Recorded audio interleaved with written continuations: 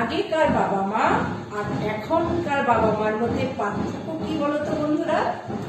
যদিও সবাই সেটা জানে, এই যে আগেকার বাবা মায়েদের 5টা 7টা 8টা সন্তান ছিল, তবুও তাদের এত চাপ ছিল না। কেন বলতো? এখনকার বাবা মাদের 2টো সন্তান থাকলেই অল্প বয়সে মাথার চুল পেকে যাচ্ছে, আমারও পেকে যাচ্ছে।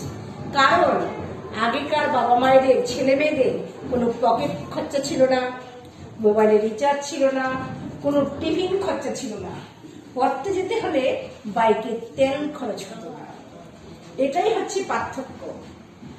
আগেকার বাচ্চাদের ব্রেকফাস্টে দুধ মুড়ি দিলেই ওদের সুন্দর খাওয়া হয়ে যেত, অথবা 1 গ্লাস লাল চা।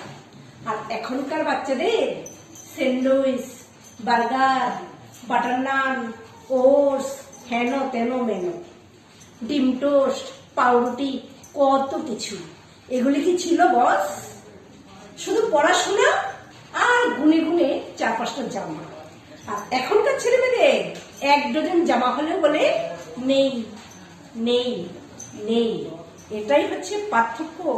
8টা বাচ্চা মানুষ করা আর 2টো বাচ্চা মানুষ করা, এটাই পার্থক্য। কম্পিউটার তো শিখাতেই হবে, তা না হলে